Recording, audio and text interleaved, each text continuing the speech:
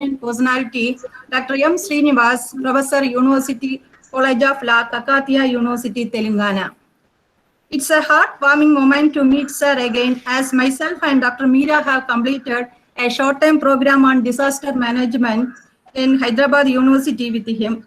His sincerity, punctuality, and hard working attract everyone, and his simplicity always make him shine. Thank you, sir, for being present with us today. Now let us start the program with a welcome address. For that, I cordially invite Dr. J. Prasanna Kumari, Assistant Professor, Department of Mathematics, for delivering the welcome address. Ma'am, please. Good evening, everyone.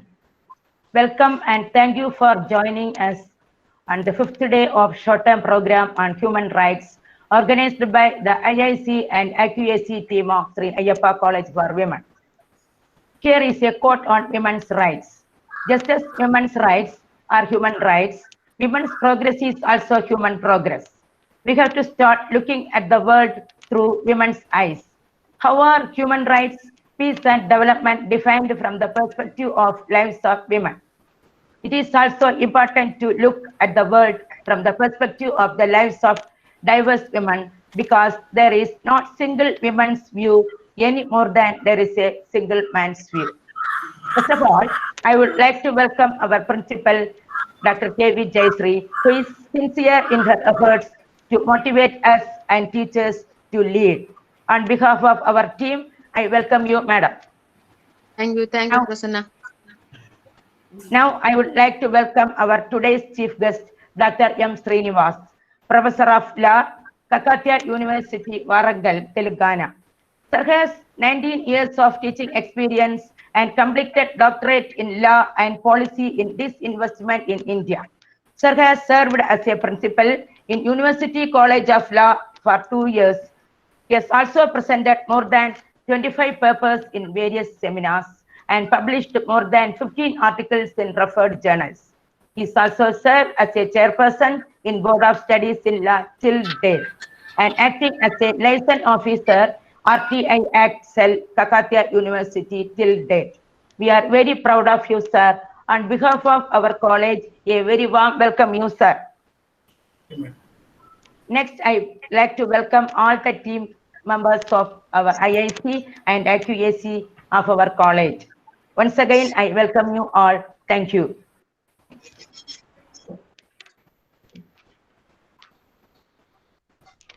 Sandhya, miss, unmute your...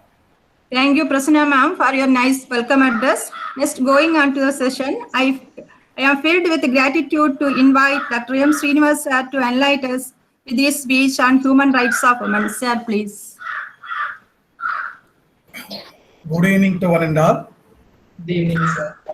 At the outset, I congratulate Ayyappa College of Women for organizing such a useful program on human rights. And I thank the authorities and as well as the organizers of the program for giving me this opportunity to share a few of my thoughts with this August gathering. I would be failing in my duty if I am not mentioning Dr. Meera Madam, who has remembered me and invited me to give a lecture on the topic of human rights of women. Just now, the Sandhya Madam has said she is my sister. We met in Hyderabad University at Hyderabad, Telangana. We three were colleagues in a short-term program, disaster management. So I thank you once again. And to begin with the topic, today's topic is the human rights of the woman. Then the immediate question comes into our mind is, why should we specifically speak about human rights of women? Are women are not human beings? This is the question. Yes, obviously, all international conventions and Indian Constitution says that men, women, even third gender, all are human beings. But why you have to speak about this particular topic? Because of various reasons. years together, not only in India, throughout the world. Way back from even you go back Rome or UK or recent USA or India. In one way, suppose you take the example of India. The Veda says in one side, Yatra Naryastu Pujyante Tatra Ramante Devata. Where women are praised, there resides the gods and goddesses. And one side, other side says, Lakshmi Swatantra Liberty. So woman is Input mode. dependent on various stages. That is why there is a need of speaking about human rights of women. Madam, I would like to share, discuss by presenting a PPT. Please allow me. Yes, sir. Yes, sir. Yes.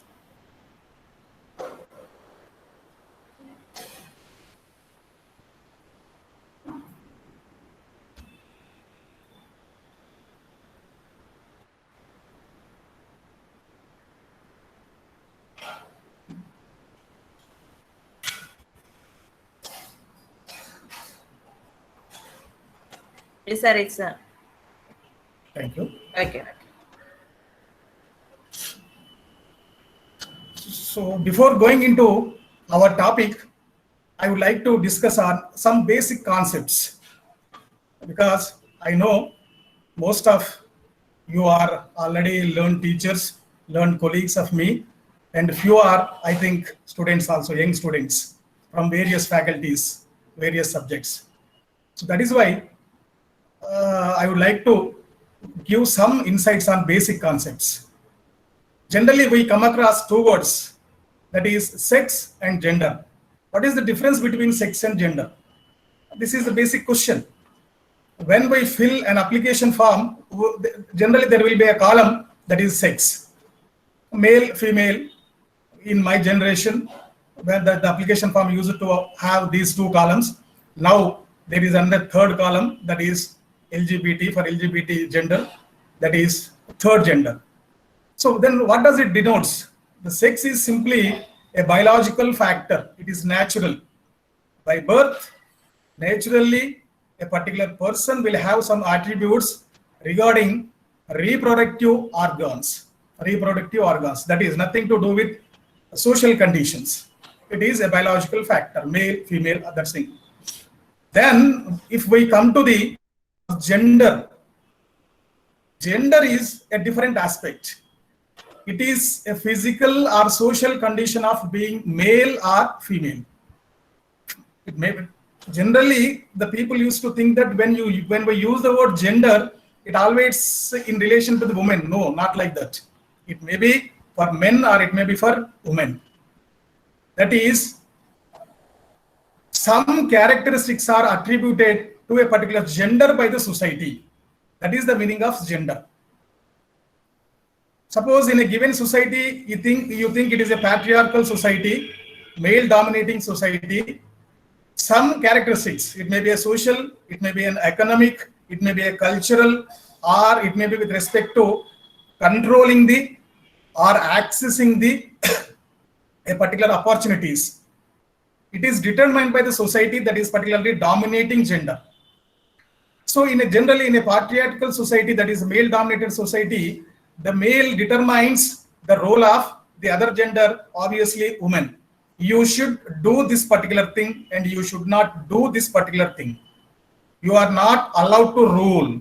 You are not allowed to drive a vehicle. You are not allowed to laugh at a public place. These are the attributes. These are the conditions mentioned by the other gender. So that is the meaning of the sex is biological factor and natural, and whereas the gender is the socially determined. This we have to keep in our mind.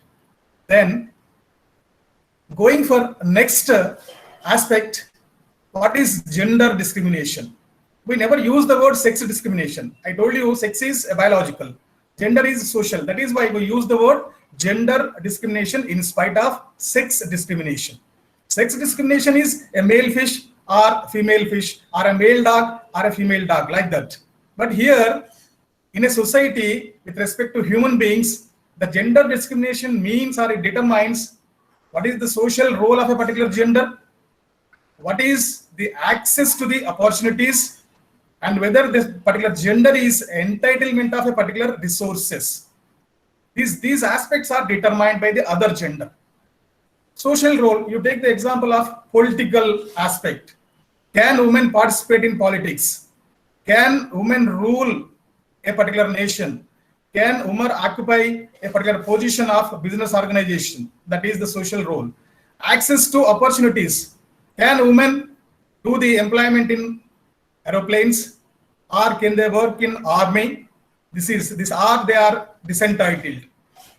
Then coming to the aspect of resources, whether men and women are having equal opportunity of sharing the property of their own ancestors, that is mother and father. So till recently women were not having that particular right. Male only should have the right in the ancestral property to some extent. So this is who determined this? One way, all are human beings. All are equal. All are having the human rights. But in other way, we are saying that the women are not entitled to particular property. They are not having a particular opportunity to play a particular social role. This is what you call gender discrimination, which obviously leads a bias in favor of men. So this is what gender discrimination. Then, when there is a gender discrimination, the oppressed class or the suppressed section fights for equality. So that is gender equality. That is called as gender equality. So, okay, in the beginning, they may be suppressed class.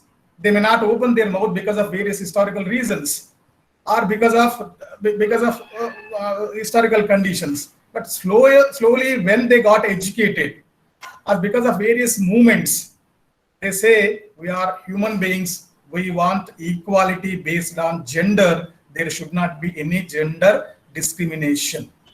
So here, gender equality means women must exercise full participation in decision-making process. Just I told you, that is a social role.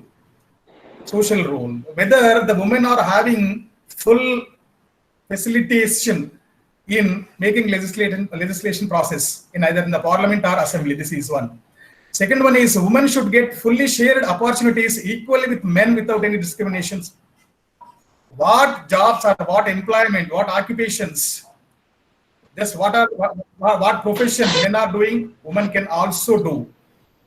So this is what elimination of institutionalized domination and oppression. So we can come across many instances like family, like religion, like political party. These are all social institutions. Everywhere you go, the domination is institutionalized. Everywhere, women are suppressed.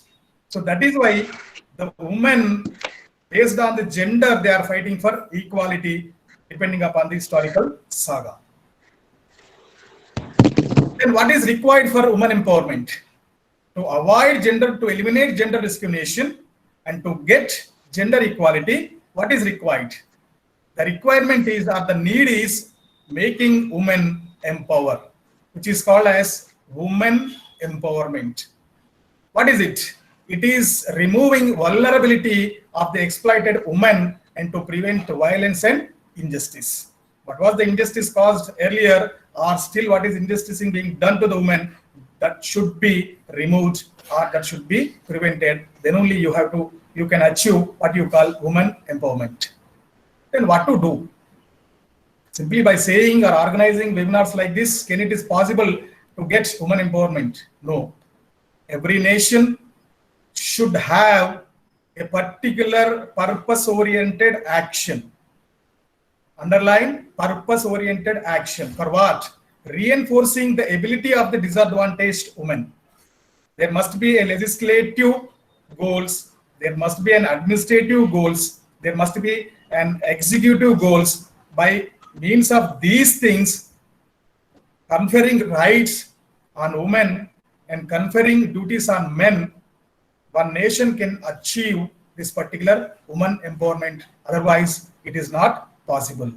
So we will see what does it mean. This purpose-oriented action means what? How it has been evolved. Just we will see. Just I would like to correlate with this particular recent situation. Now, our generation is being witnessing this particular pandemic, COVID-19. What it does? It is not a gender neutral. It affected and as well as infected both men and women. It infected health and economy of both men and women. But what has affected women specifically led to exploitation. Many of you know what is the meaning of exploitation. Exploitation means leading to health exploitation, exploitation leading to economic exploitation, or sexual exploitation. More than men, women have lost. If you see the data of various organizations, if you see most of the women lost their job. Most of women subjected to domestic violence during this lockdown period. Even our National Commission of Women records also, data also said the same thing. And they lost job or who want to sustain in their job sexual exploitation. This is what you can say. What is the meaning? Just you go back, gender discrimination. Even COVID-19 is also, though it is a gender neutral in respect to infection, but with respect to affecting, it is not gender neutral. More exploiting women than the men. Then what to do to avoid the exploitation? So what to do? Having protection from the exploitation of women in various aspects or various works of the law. So this is human rights. What it is.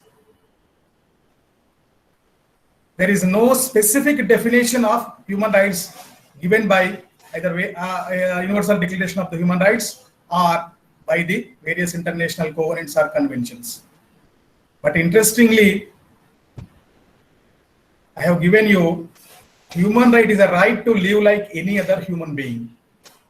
This is a simple and beautiful definition given way back in the year 2005 by Chairperson of Human Rights Commission of Pakistan.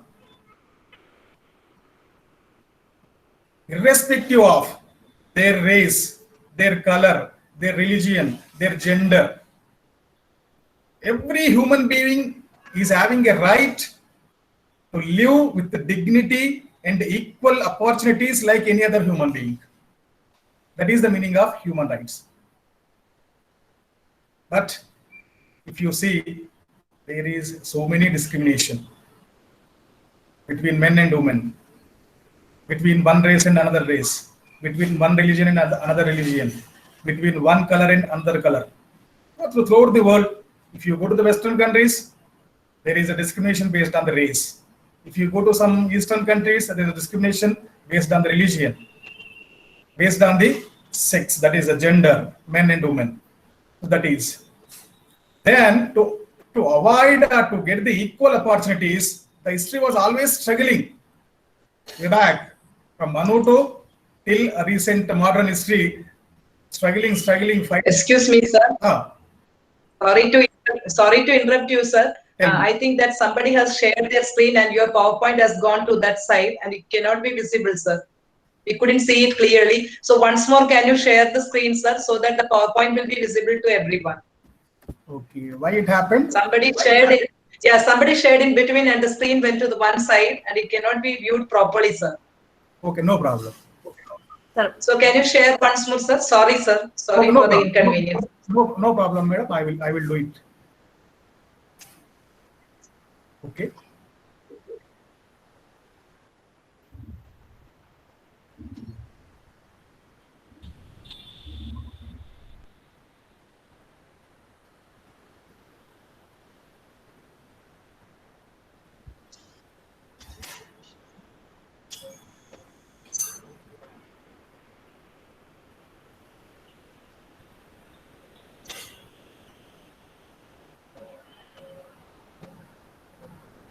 Sorry, participants. Sorry for the inconvenience caused from our side. Sorry.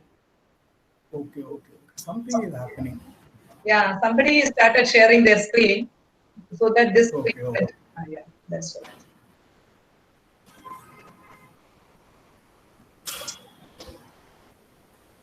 Again, it is not visible here. Why? Excuse me, no issues. If you pin sir screen, it will be visible. Hmm? Yellow ചേച്ചി എന്തോ സാറിന്റെ presentation നമ്മൾ പിൻ ചെയ്യുവാണെങ്കിൽ പ്രശ്നമില്ല. Participants presentation frame ചെയ്താൽ അല്ലേ? അല്ല sir yes yes yes yes sir screen share ചെയ്തിട്ട് നമ്മൾ പിൻ ചെയ്യാം. Sir you have already shared sir? No. Yes. Have you shared sir? No, madam, I'm trying, but it is not visible on my windows. Oh, here also. Yes, yes, yes, Sudhir. Participants can pin PowerPoint and pin ചെയ്താൽ മതി. Participants can pin the PowerPoint so that it will be visible to all. But sir is trying to share it, but he couldn't get it. He couldn't see it. Sir, once again you start in your window the PowerPoint. Open your PowerPoint in the window and share. Okay, madam, I open. Then you go to share, sir. Change layout. Here, present now. Change layout.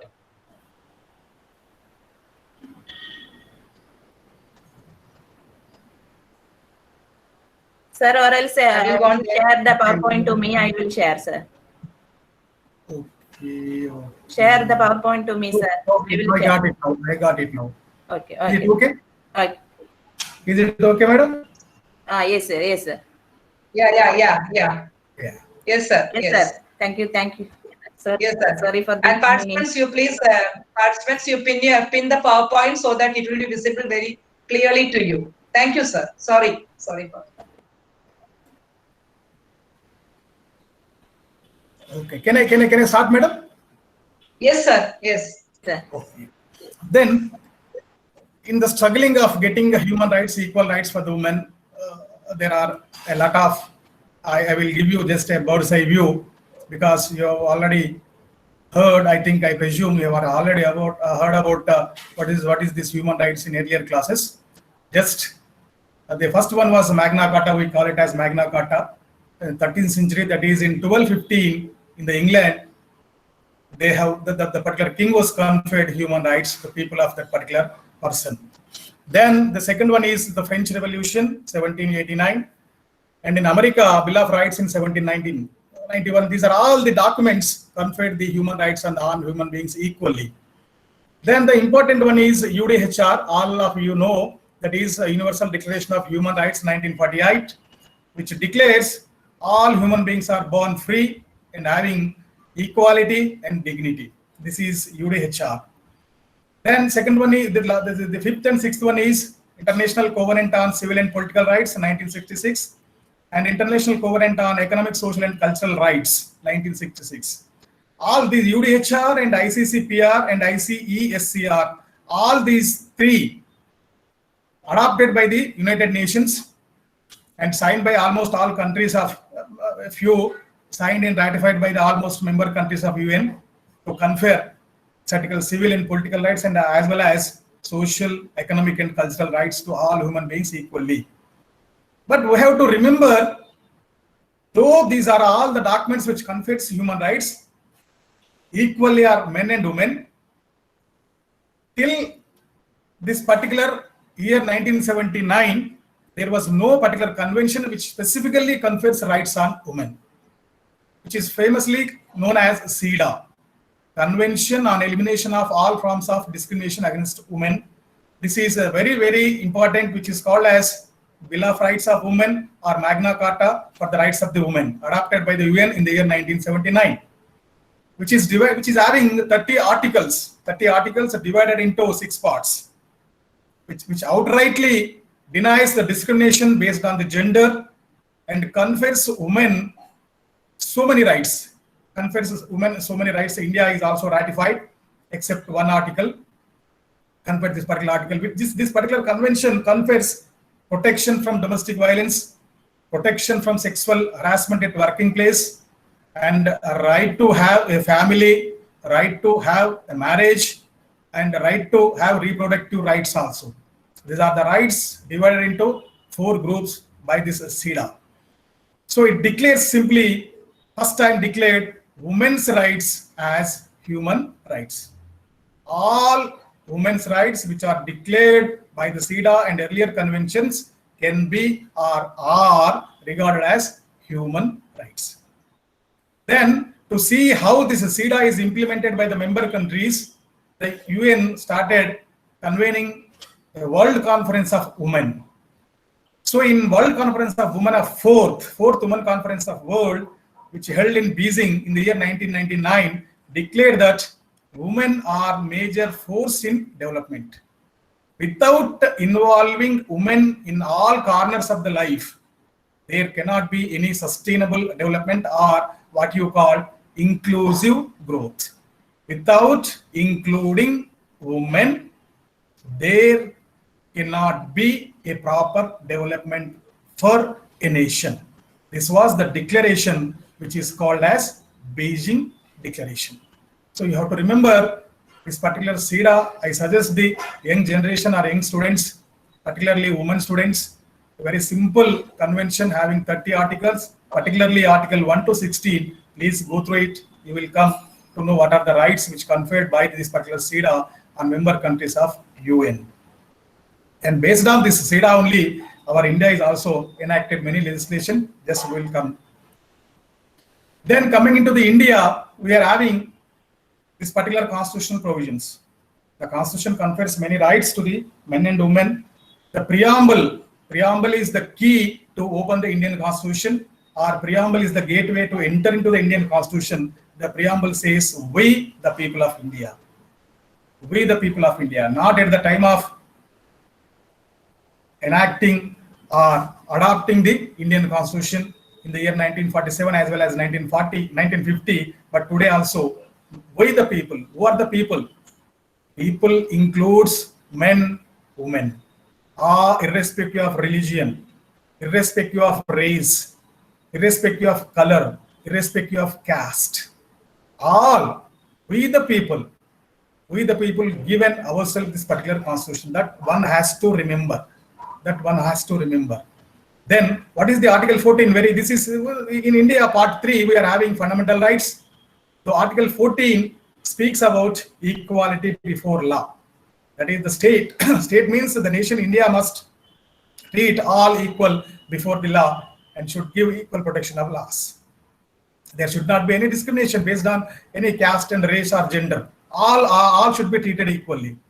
Then Article 15, which prohibits discrimination on grounds of sex, or entering into temples or public places or hotels or public employment, whatever it may be, apart from other grounds, there should not be any discrimination based on the sex. And another important article, Article 15, Clause 3, provides a special power on the state to make special provisions for the women. Remember, because of this Article 15, Clause 3 only, all women are getting reservations in educational institutions, irrespective of whether they are government or private, and also getting reservations in public employment. This is the much important article for women with respect to Article 15, Clause 3. Then Article 16 says equality of opportunity in matters of public employment. Of course, latter days, the Supreme Court has interpreted not only in public employment, but also in private employment. But the state should not deny that women cannot do this particular job, or women can do this particular job only. That is a gender stereotype jobs, what you call gender stereotype. That is not allowed under Article 16. And under Article 243, back in the year 1991, the then Prime Minister P.V. Narasimha Rao has brought this particular 73rd and 74th amendments to the Indian Constitution, by which 1/3 reservations is conferred in Panchayat Raj institutions for women. That is why now the women are in Gram Panchayats, or what you call this particular corporations. The said bill is still pending in the parliament since 20 years to get the reservations in the parliament or legislations because of various reasons. The women so far could not achieve the reservations in these state assembly legislations or parliament, but they could achieve reservations only in Panchayat Raj institutions as a part of achieving their human rights. So these are the constitutional provisions. So giving this particular bird's eye view of basic concepts, I have chosen 3 important legislations or acts to be discussed a little elaborated in my class. Such one legislation, though it is a little bit old, but very important. This is Dowry Prohibition Act 1961. Very small act with 10 sections. With 10 sections. You know, this dowry or dowry harassment or dowry death, these are not gender neutral but gender based crimes, only suffered by the woman. Only suffered by the woman. Interestingly, this dowry is a custom prevailing since times immemorial in India, particularly Hindu, but as a social change, it has gone to other religions also. Even in Pakistan, they are having Dowry Prohibition Act because of this particular, this is called as exogenous social change. Social change from a particular group to another group, which is called as exogenous social change. So can you imagine, in Muslim religion, actually as per Muslim religion, Muslim custom, they should not demand dowry. They have to given in reverse, which you call as mahr or dower. Muslim husband has to give some amount to his would-be wife, but they are demanding dowry as in the case of Hindu society. That is why it is a gender crime. And when you open any channel, news channel or any internet or any go through the newspapers, you can come across so many cases of dowry harassment and dowry deaths. Then what is dowry? Section 2 defines dowry. Dowry is any property, movable or immovable property, or any valuable security, which means documents of a property, either given before the marriage or given at the time of marriage, or because of demand given even after the marriage. This can be called as dowry. So dowry need not always be given in simultaneously with the marriage, either before or at the time of marriage or even after marriage. That is why the dowry harassment is called as a continuing offense. A person at the age of 20 years, 30 years, 50 years, or even 60 years, a 60 years husband can demand dowry from his wife to get married his own daughter. So this is a paradox. This is a paradox. This is defined as a dowry under section 2. By whom? So this particular Dowry Prohibition Act nowhere says the dowry is to be given by bride to the groom. Even sometimes, depending upon the nature, the groom can also give dowry to the bride also. But generally, that particular situation nowhere prevails. Always the women are victims of this particular dowry harassment or dowry demand. And section 3 speaks about penalty for giving and taking dowry, and section 4 speaks about penalty for demanding dowry. So the particular who demands giving or even for demanding, both are crimes or offenses. They can be punished according to the act, 2 years or 1 year and fine also. But remember, if the father of a bride gives the dowry and again going on harassed by the in-laws, while he makes a complaint before the police station or a court, he cannot be punished. Why? The Dowry Prohibition Act says that giving and taking dowry both are the offenses. But at the same time, the section gives a particular exception, or section 7, that because the poor father is a victim, he cannot be penalized. He has to be seen as not as an offender, but as a victim. The another important section which I would like to focus, that is dowry to be for the benefit of wife or heirs. This Dowry Prohibition Act is having some rules, under which rules the gifts given voluntarily, it may be a dowry or some other gifts, you cannot be call it as a dowry. and that has to be listed and kept with the in-laws. And in-laws are trustees only of those dowry or presents given to the particular bride at the time of the marriage. He has to maintain, he has to protect, and he has to return that particular property within 3 months to the bride, that is the woman. This is what section 6 says in Dowry Provision Act. So many women are not aware about this particular act. So I cannot say that can a married woman file a case against the in-laws for claiming. So that depends upon the situation. If they are living happily, sharing all the properties without any malicious or harassment, they can live happily. But when the case comes for harassment, the woman is having this particular right to take back her own property under this section 6. If that person who fails to return within 3 months, he can also be punished under section 6 for 1 year imprisonment and fine also. So this is a simple Dowry Provision Act. Then I will go for another 2 acts which we should discuss more elaborately. This is the second act, the Protection of Women from Domestic Violence Act 2005. We know what is the meaning of domestic violence. Every woman, not necessarily married woman, every woman goes through this domestic violence, but seldom speak. Not only women, the people seldom speak about this domestic violence. You go through across. Recently, even lockdown, just now I told you, during the lockdown period, police officers, even recently a DGP wrong person subjected his own wife for domestic violence. So this domestic violence is a violation of fundamental rights as declared by WHO. World Health Organization has declared that domestic violence is a violation of fundamental rights. Throughout the world, 45% of women above the age of 15 years are subjected to domestic violence. 45% of women above the age of 15 years are subjected to domestic violence. In India, out of 100 women, 47 are subjected to domestic violence. 47. And out of these figures, 35% relates to physical domestic violence, that is brutal beating. Brutal beating. These are the records of domestic violence.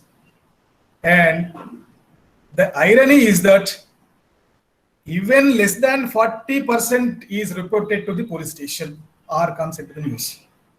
Very less, below 40%. Remaining 60% goes unnoticed about this domestic violence. Why? The women, particularly in India, okay, throughout the world because of various reasons, and India because most of the women feel that it is our karma philosophy, what we call karma. Or some women may say it is common, in-laws will beat or in-laws can scold, even husband can do that type of things. This is what a particular sustainability of domestic violence. That is why it is a violation of right to life, which is guaranteed under Article 21 of Indian Constitution. Indian Constitution Article 21 guarantees right to life and liberty, which is guaranteed as a fundamental right. So domestic violence is violation of this particular right to life. 30 रुपयाला किती वाढत नाही म्हणजे वाढतं स्वतः. So then, to understand the domestic violence, we have to understand these 3 particular concepts, these 3 particular definitions. One is, who is an aggrieved woman of domestic violence? Someone is speaking, please mute. Yes, sir, we are muted, sir. So these 3 concepts, one is aggrieved woman. The first circle speaks about aggrieved woman. Who is aggrieved woman? Aggrieved woman is a woman who is having a relationship with a particular person who is living or have at any point of time live together and says that I am subjected to a domestic violence. A woman not particularly should live at present, might have been lived in the past, also be called as aggrieved woman, subject to one condition: if she complains that I am subjecting or subjected to domestic violence. Where she is subjected to domestic violence, that is the second one. At the shared household, this is another important definition we have to understand. Shared household. That is the particular woman, aggrieved woman, and the respondent, that is the male person. If they lived in a house, it may be a rented house, or it may be a owned house of either the person, that is, it may be owned by the woman or man, or rented, rent may be paid by the man or woman, or if they are living in a joint family property belonging to their parents, then also that particular house is called as shared household. This concept you have to understand. If this house, if these two persons lives and the man subjects the woman for domestic violence, she can be called as aggrieved woman. Then these two coupled together leads to domestic relationship. Domestic relationship. We will discuss what is the domestic relationship. This next slide. Just I will give you insight. Domestic relationship. Domestic relationship need not always be a marriage relationship. Marriage is one of the concepts of, or one of the relationships of domestic relationship. So wife and husband, this is one of the domestic relationship. And relationship in the nature of marriage is also domestic relationship. What is the meaning of nature of marriage? Relationship in the nature of marriage. In recent days, past 10 years, I say, India is also witnessing a new type of relationship, which is a Western culture, that is live-in relationship. It started in cosmopolitan cities like Bombay, particularly in software industry, and it is entering into lives of all the cities, not only cosmopolitan areas, all cities are having this type of relationship. Without entering into a marriage, both the boy and girl are leading a particular relationship, maybe with a sexual relationship or without sexual relationship. They are having a such type of relationship, which you name it as live-in relationship. This is the second type of domestic relationship. And third one is having relationship because of blood relation. Blood relation, mother and son, brother and sister. That is what you call in family law consanguinity relationship.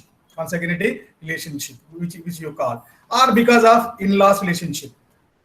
And the fourth one is adoptive male and female. Adoptive male and female. Suppose a old woman might have adopted a particular child, and that particular adopted son may subject his own adopted mother for a particular domestic violence, then also that comes under the domestic relationship. So these are all defined under the Domestic Violence Act, what we have seen. Then acts of domestic violence, which is given by section 3 of the Act. 4 acts are defined as forms or acts of domestic violation. The first one is physical abuse. Almost all acts, by simply reading grammatically, you can know the meaning. Physical abuse is nothing but beating, physically beating, or causing physical injuries, or threatening to cause physical injuries. This comes under the physical abuse. And sexual abuse, I need not explain elaborately. Sometimes women may not have interest in sex, forcing by the maybe husband or some other person, sexual abuse, even body shaming. Your body is not having a particular color or particular shape. So this is also the sexual abuse. You can name it as a domestic violence. The third one is verbal and emotional abuse. So this verbal means you are not having a male child. This is a domestic violence because of you only. This is verbal, or you are stupid, or you are not cooking properly. Whatever it may be, you can presume. These are all verbal abusing by using filthy language, can be called as a domestic violence. And emotional abuse, emotionally, you can observe, you can say the married persons here can feel. Suppose a husband simply maintains silence months together without speaking his own wife, that is an emotional abuse. If the elders say, what is the fault with your wife? your husband, the wife can't say anything. They ask, is he beating? Is he a drunkard? Is he demanding you anything? No. But what he is doing is simply not speaking with me. He is maintaining silence, going out and looking computer or TV and going and sleeping.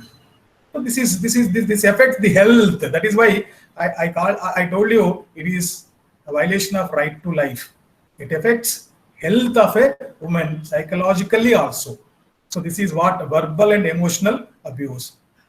Then the last one is economic abuse. Economic abuse means not giving money, proper money, or not providing sufficient means in house is also economic abuse.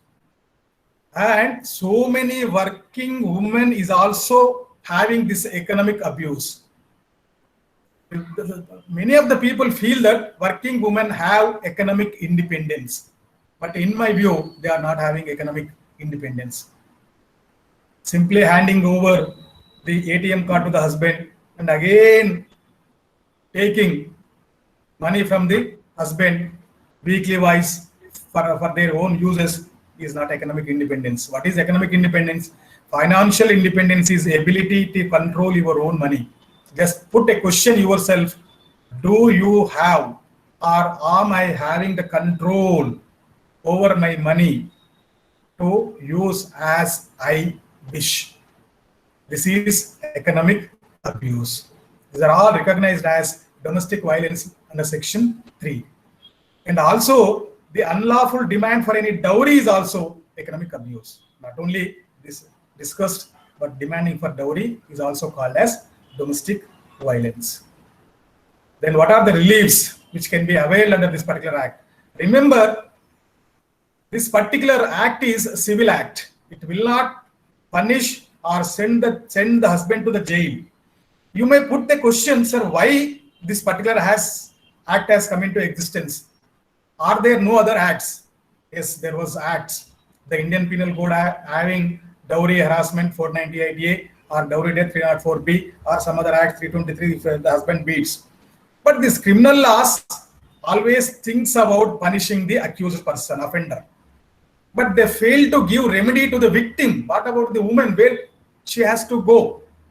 Suppose a wife files a case against the in-laws or husband for dowry harassment, immediately she will be thrown out of the house. Where she has to go? Unless her parents are having means enough, she will be in doldrums. She has to suffer. So that is why this particular act has been enacted to provide the remedies and to protect the woman. That you have to remember. That you have to remember in your. This particular point have to remember in your mind. So reliefs. One of the 6 reliefs have been given under this act. One is protection order. Protection order means physical abuse is there. The woman can make a complaint either before the police station or protection officers or in a court. Court can give protection orders that restraining the husband with the help of the police. You should not commit this particular physical abuse. If that particular person violates does not obey the orders of the court, then he will be sent to the jail. If he obeys, it is okay. This is the meaning of protection orders. Then residence orders.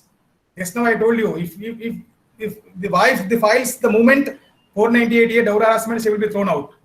But the relief under this act is the court can grant an order. The woman is having a right to reside in sharehold house. That is why I told you, remember this particular definition. It may be a rented house, it may be a owned house of husband, or even it may be a joint family property.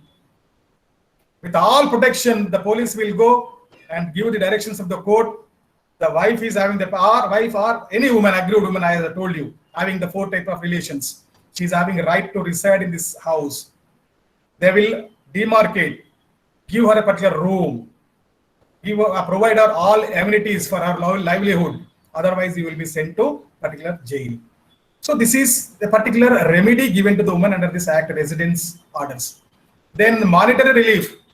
If it is not possible for that woman to reside in that shared household, then it is a duty of the respondent, that is the male person, to provide another room and to give some amount as a maintenance.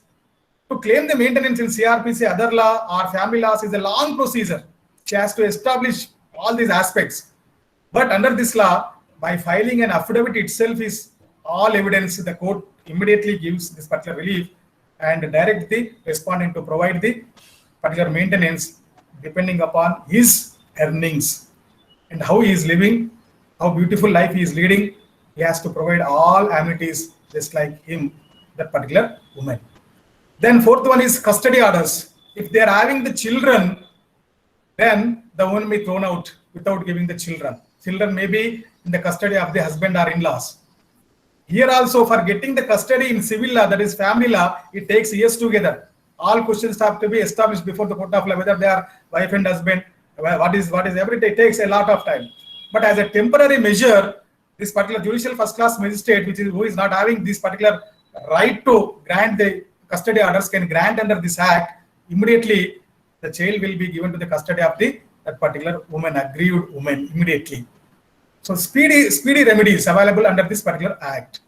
Then compensation orders. This compensation order is the other additional order apart from the monetary relief. Suppose she may sustain some injuries because of physical torture or psychological torture. So for medical expenses, for keeping in all these things, the court may grant apart or in addition to monetary relief this compensation orders in terms of money. And the last one in counseling and assistance orders. She may be subjected to some torture, mental torture. She requires some counseling by various experts, the medical experts or some psychologists. So then it orders for these protection officers to give her this particular counseling and assistance. So these are all the reliefs available under this particular act. The simple mechanism under this act is protection officers. I told you throughout India, in most of the states, the Department of Women and Child Development Authorities, the project directors of that particular department has been appointed as the protection officers. That is, the project directors have been appointed as the protection officers. One can go and give the complaint to protection officer instead of directly going to the police station, because she may having some feelings in her mind. So the protection officers has to assist and make a domestic incident report and help her in filing the complaint either before the police station or before the court. And second service provider is a mechanism is service providers. Service providers is the NGOs, non-governmental organizations who are registered with the government, medical councils or psychologists or shelter homes or other what are the requirements for a woman who is subjected to domestic violence, they will provide having with a list. And the last one is the courts, that is a judicial first class magistrate who takes the complaint. Either the court can directly take the complaint, or with the help of the protection officers, the aggrieved woman can file and she can avail. Just now I told you the orders from the court. Lastly, I told you it is a civil law. For physical abuse, for sexual abuse, for mental abuse, for verbal abuse, they are per se not offenses under the act. The act gives remedy and gives the protection to the woman instead of punishing the respondent man. But in spite of having the directions from the court, if he does not obey the orders of the court and breaches the orders of the court, that is, if he fails to pay the compensation, if he fails to pay the maintenance, if he fails to give the shelter in the particular shared household, residence order, if he breaches the residence order, then it is an offense. Then he will be sent to the jail, he will be imprisoned up to 1 year or fine up to 20,000. So this is a beautiful act which has been enacted by the Indian Parliament because of CEDAW. That you have to remember. We have discussed that particular CEDAW, Convention on Elimination of All Forms of Discrimination Against Women, that has conferred a right to women that she is having protection and rights against the domestic violence. So in lines with that CEDAW, the Indian government has enacted this particular act.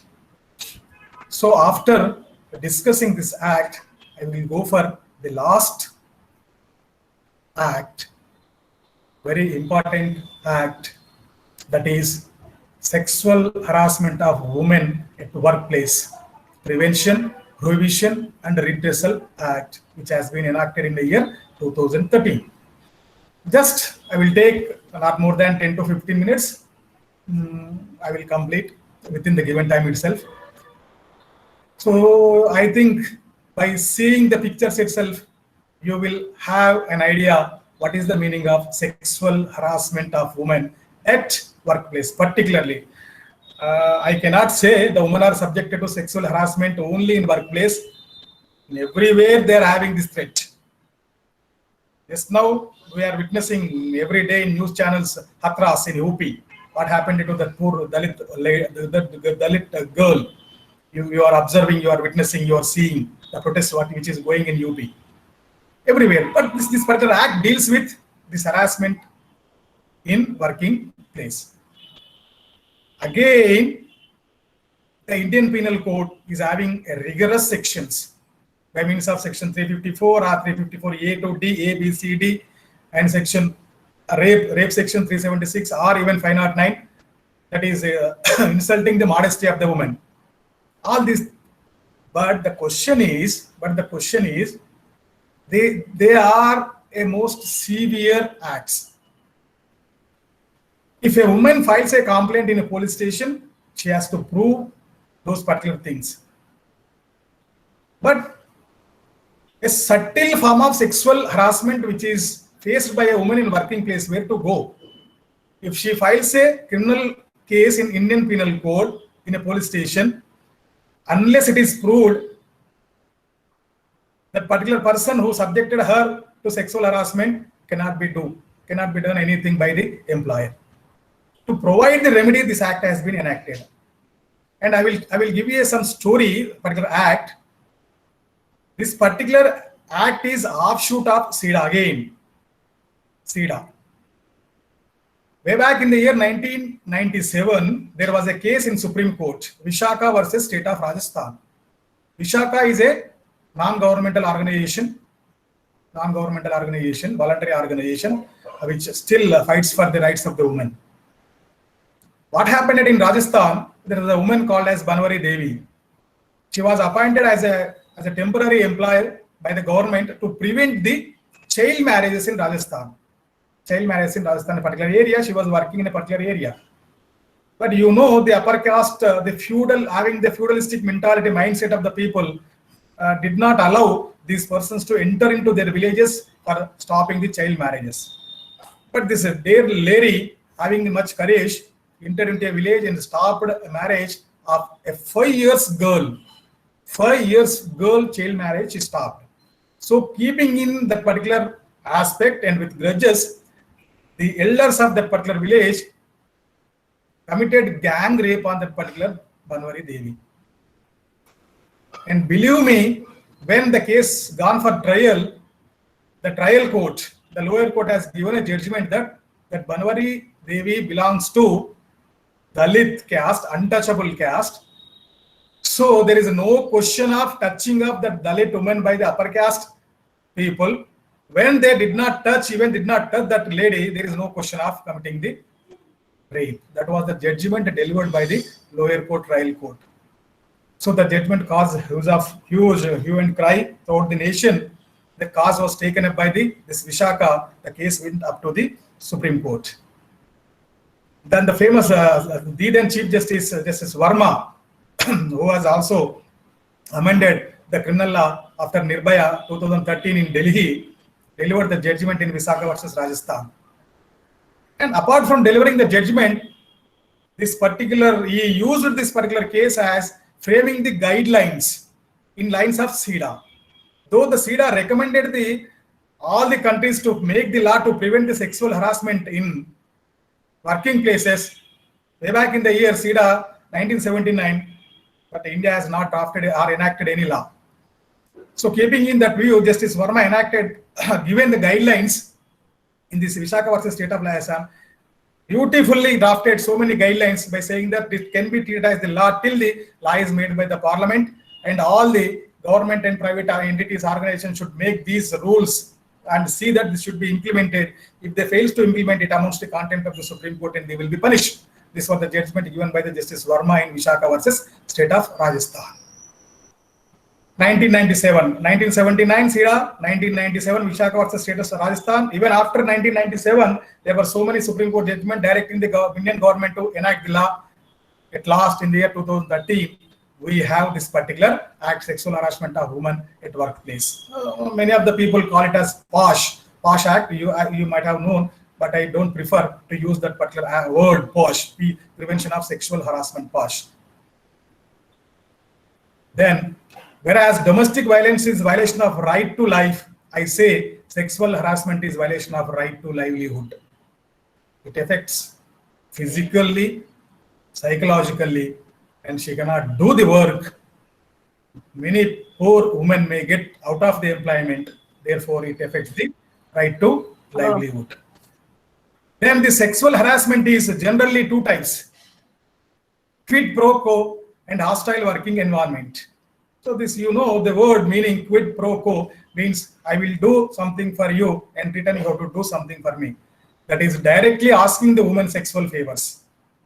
If you give me sexual favors, I will give you promotion. I will give you some increment. If you don't, I will demote or I will remove from the employment. This is what the first type. And second type, this is again subtle form. The employer will not do anything by his words or by his gesture, but makes the environment of the employment to turn the woman as a hostile. This is the second one. That is giving the entire work to a particular woman, or asking the woman very frequently that you just stay here in the office 9 o'clock or 8 o'clock and you have to complete the entire work. Or frequently uttering the words, she is not capable of doing the work. She is not having that much of knowledge or that much of capability. So that is a type of hostile environment that either the woman has to leave the employment or to surrender the employer. This is the second type of sexual harassment. Then here we have to understand these three definitions. Aggrieved woman.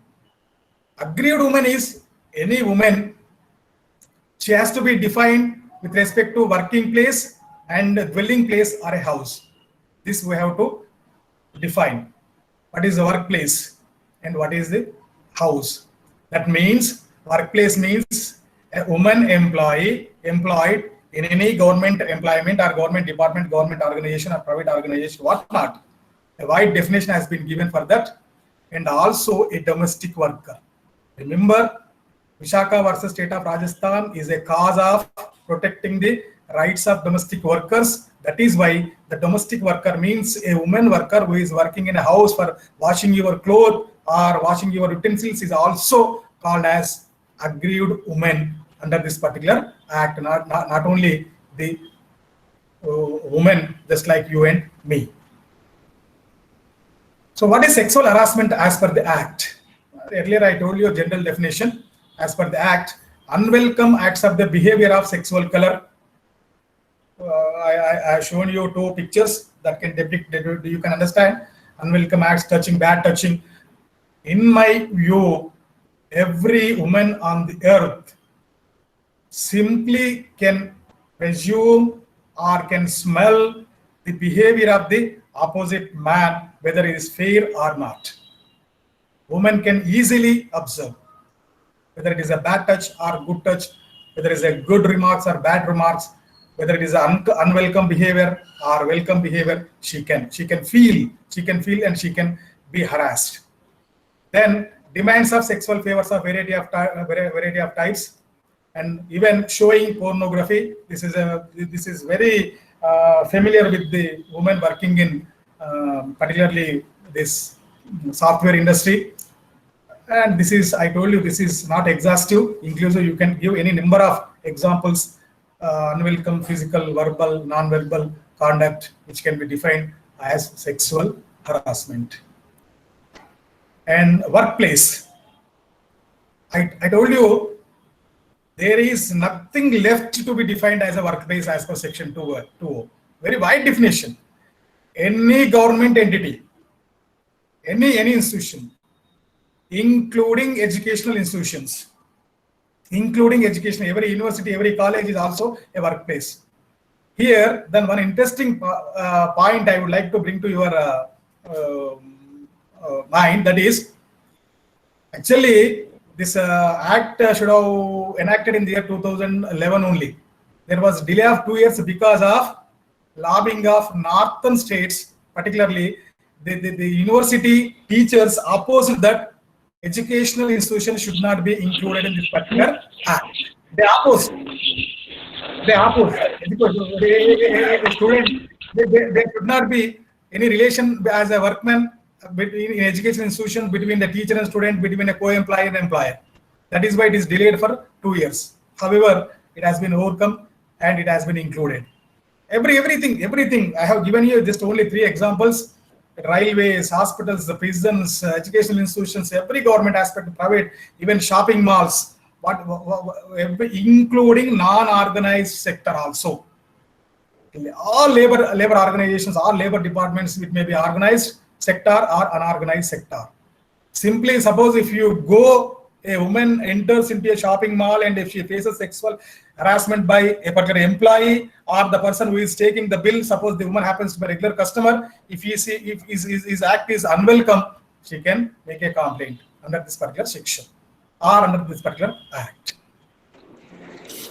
Then we'll go for redressal mechanism. What is the mechanism available? Two types of mechanism is available under this particular act. One is called as Internal Complaints Committee and a Local Complaints Committee. Now, after 2016, it is called as Internal Committee and Local Committee.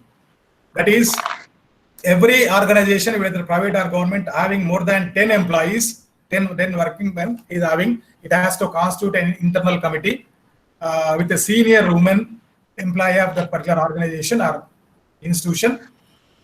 Total, there must be 4 members, at least minimum 4 members, and half should be women. So this is for the working place, the working. Then domestic employees, that is domestic workers, are for an organization where there is less than 10, where internal committee cannot be constituted. Every district officer under this act, a district officer means a district collector or additional district collector or joint collector is designated as district officer under this act. He has to constitute a local committee. A local committee is also, he has to appoint a nodal officer with a senior woman and same minimum 4 members. And what are the duties of this internal committee or local committee? The aggrieved woman who is subject to sexual harassment has to file a complaint within 3 months from the date of that particular harassment to this internal committee. An internal committee, after receiving the complaint from that woman, the committee may go for conciliation and settle the matter amicably. If conciliation is failed, it can commence an inquiry. By calling, while conducting the inquiry, these committees are having the powers of civil court. And after concluding the inquiry, this again bounded time is there. This internal committee or local committee has to complete the inquiry within 90 days. And if there is evidence means nowadays it is very easy. CC cameras are there, or any type of messages through WhatsApp or SMS. These all can be treated as the evidence, or any other co-employee, they can also give the particular evidence. Then if they comes to a conclusion that there is a sexual harassment, then they are having 2 options.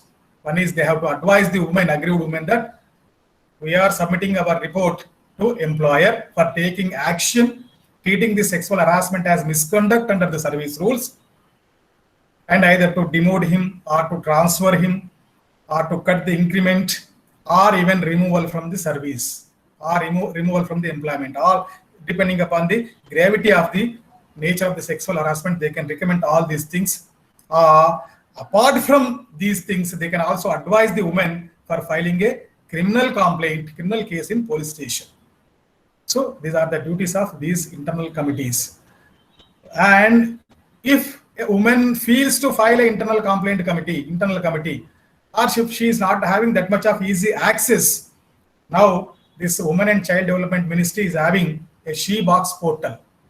If you open, if a woman opens, if a aggrieved woman opens this website, there she can find the SheBox portal. Simply she can file a larger complaint by mentioning all the details and entity or institution. Then they will transfer the complaint to either the internal committee or local committee. Then, after taking the report, inquiry report from either the internal committee or the local committee, what is the duty? What are the duties of employer? He is, apart from all these things, he is bound to implement the recommendations of committee, as per service rules, or if no such service rules are there are guidelines, rules made under this particular act. He has to follow those rules.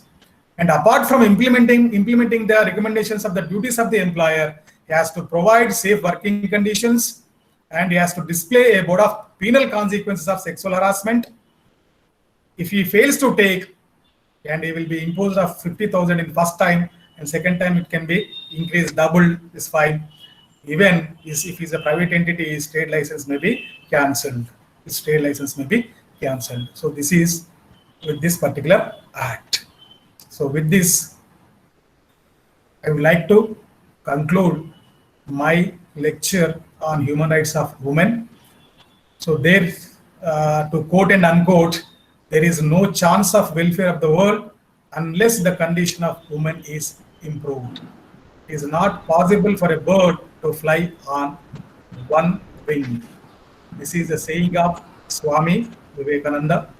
So with this, I once again thank the organizers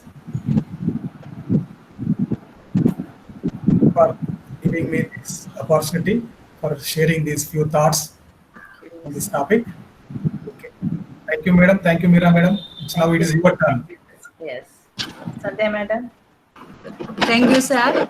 Thank you so much for your enlightening and elaborate informative talk. And sir, we have some more questions in the chat box. Shall I read the question, sir? Okay, madam. I will try my level best.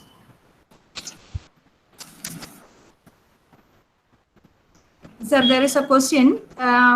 In rural areas where we actually need women empowerment, is it not the case that benefit of female reservation in politics is actually misused by their husbands, that it was just her name which is in the function, while it is her husband who was out and worked? Snehil Soni. A question from Srimati Snehil Soni. Okay, I think rather it is a comment. It is prevailing throughout the India, madam, not only in our area. Recently, in our Telangana government, they have given a circular by saying that if husbands attends any official meeting in the place of the women, they will be sent to jail, and a certain fine will be imposed. So this requires some measurements by the government, but I told you, what else can we do? Suppose, what could be your answer? The law is very clear, but again, the same thing is prevailing. Again, some measures are required, but there is no specific remedy or specific answer I could not give. This is only a comment. Okay, madam. Sir, next question is from Dr. Betty Mole Matthew. Dowry still exists. Dowry harassments are common. Women harassments growing day by day. So our education system is a failure. Do you agree? 100% I agree with you, sir. 100%.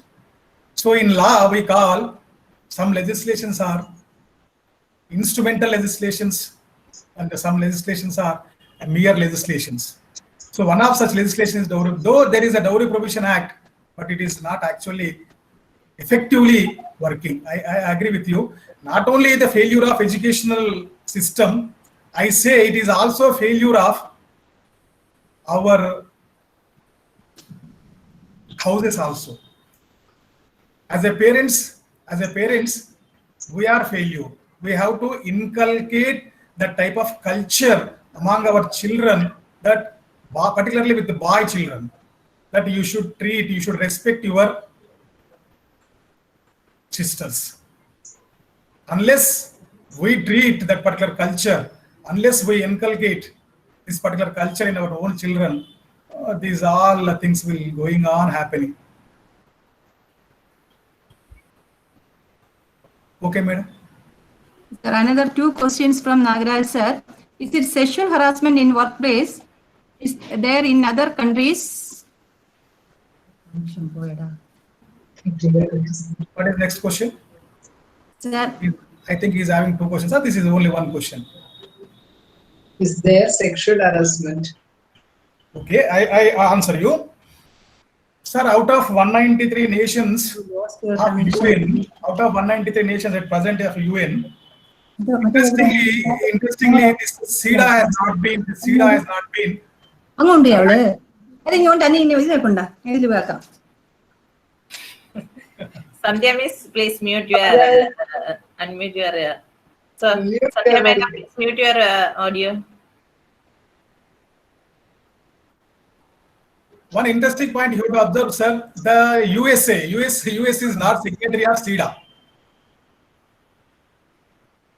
See, that is the most developed nation in the world. It is not signatory to SIDA. So that is why it is not enacted this particular laws relating to sexual harassment. Reason is that it said that we are having already advanced measures protecting the women from sexual harassment in our labor code or labor laws.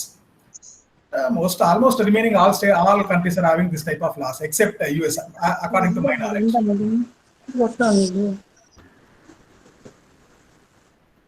Yes, madam. Sir, next question. Rape cases in India, there must be very cruel punishment should be imposed by our constitution. For this, any more information, sir? Madam, coming into the aspect of section 376 rape, actually there was a big debate. You all know in the year 2013 that bad incident that has taken place in Delhi. We know it as a Nirbhaya incident. I told you Justice Verma, just now I told you, he was appointed as the chairperson to review these criminal laws. But there was many suggestions among the many, including Maneka Gandhi or some other persons, that death punishment should be awarded for the rape offenders or rape criminals. But Justice Verma didn't accept it by saying that if you award, there is a threat of rape and murder. His thought or his version was that in every rape, if you award the death punishment, every woman who is raped will be murdered to avoid the evidence. So, but still, after amendments for particular below 14 years, below 7 years, 8 years children, there is a death punishment, but not for male adult women. That death punishment is not given after having all thorough discussions. In the rest of rare cases, in other cases, death can be given, but rape, I am also against awarding the death punishment because to wash out the evidence, there is every chance that these fellows may also cause the murder of that particular woman, just like in Hathras, what you are observing. So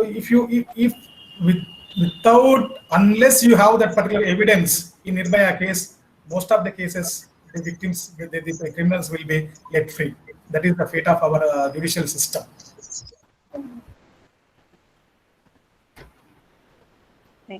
Sir, Okay, next. Yes, Sandhya Madam. sir, shall I read the next question? Yes, madam, you can. Why raped girls are identified in the name of caste? Is this leads to non-stoppable? Madam, please, once again. Why raped girls are identified in the name of caste? Is this leads to non-stoppable? Again, this is not specifically related to any specific legal provisions. This is a general. These are the general observations. See, you are all going through the Facebook or WhatsApp messages. Just see, you take the present example of a Dalit girl who has raped and brutally murdered in Hathras in UP. When there is a UN cry, all says that they brings into picture that this girl was having some link with the boy, or some other say only there will be punishments or encounters when the rape commits against the upper caste. But I can only say in India, still there is prevailing caste discrimination.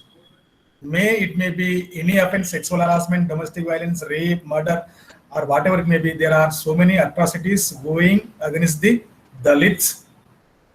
That is the caste-based discrimination. It requires some time, and it is to be implemented by the judiciary or executive properly. This else can only I can say.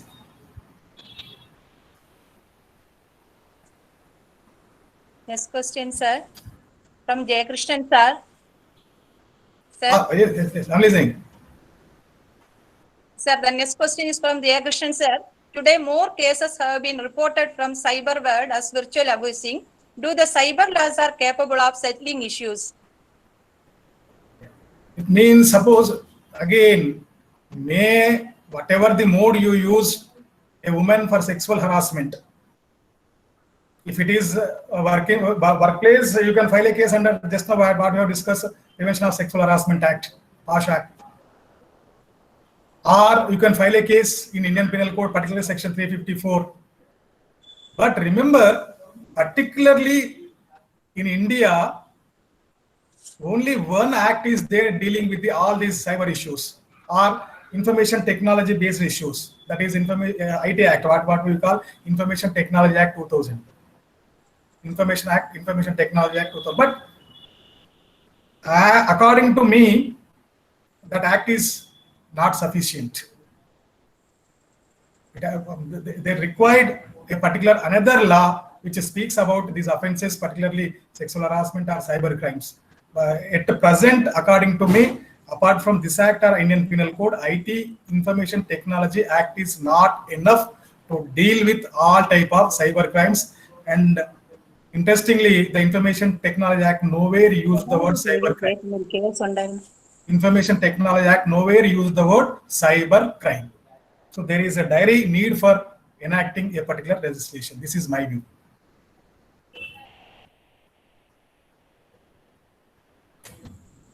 Sir, there is another question from Nagaraj, sir. Why death punishment should not be given? In which cases? Cases not mentioned, sir. Cases. There is only, Madam, Indian Penal Code is having 14 types of cases where death punishment can be awarded, except in rape cases. Except in rape cases. Rape cases too, only the woman who is having majority of age. After recent amendments, death punishment can be awarded. But in every rape cases, I told you, you just go through the Verma Commission report of 2013 in criminal law amendments. He has very categorically discussed why death punishment should not be imposed. It is available on internet, Verma Commission on Criminal Law Amendments 2013. If you go through it, you can come to a conclusion, or you will have the answer why death punishment should not be awarded in each and every rape case.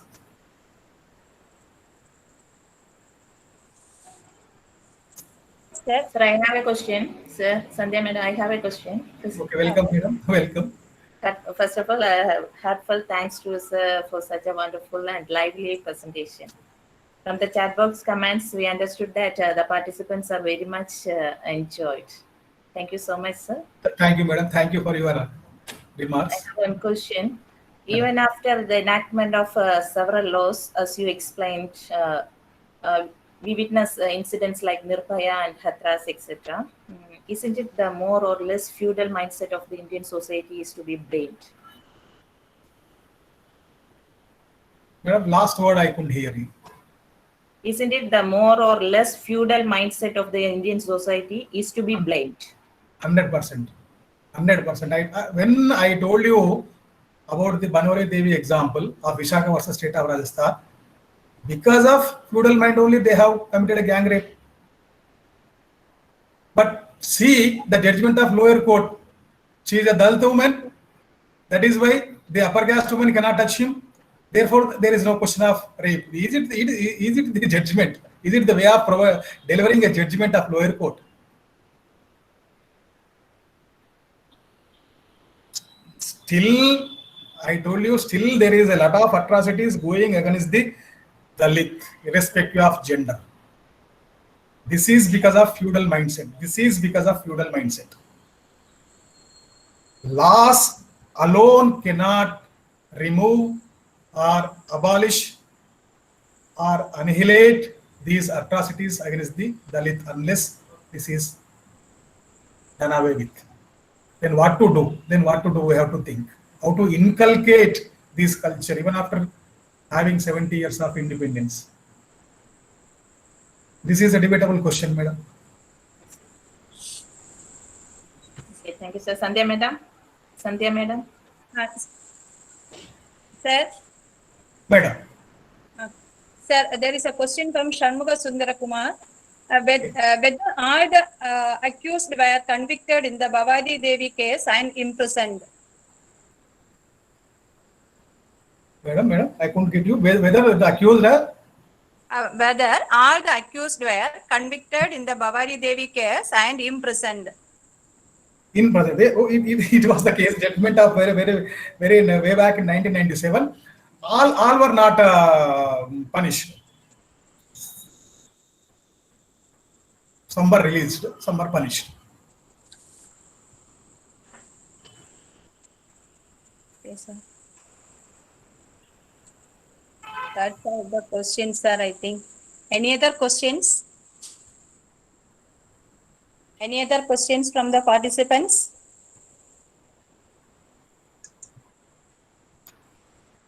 Janata madam. No questions, because you have given vast rules to protect ourselves to women. And I have seen in the chat box there was a question, sir, is there any rules and regulations to protect men from women? Some of the participants one of the participants have asked.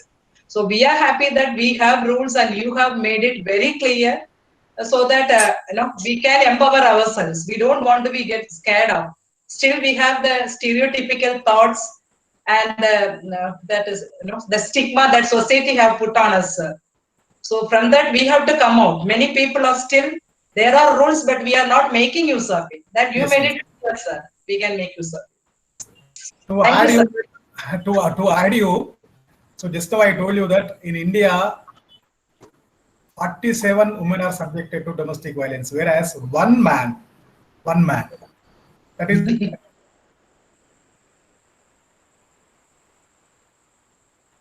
Any other questions, Sandhya? No, Janata Miss. So you can pass on to the final vote of thanks, formal vote of thanks. Yeah, Sandhya. I think, sir. Thank you. These laws, Thank Yes. you so much, sir. Sandhya madam, please. Sir. Srinivas sir. Sir, Srinivas sir. I think he lost his connectivity. Yeah. Please wait, Sandhya madam. Okay.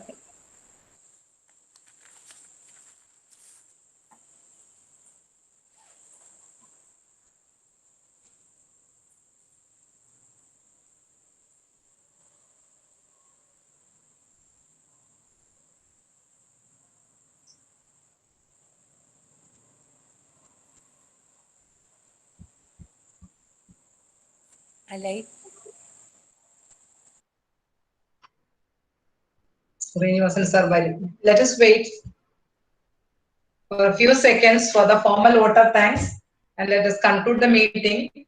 So there is some network issue and he will join us now. Please wait, participants.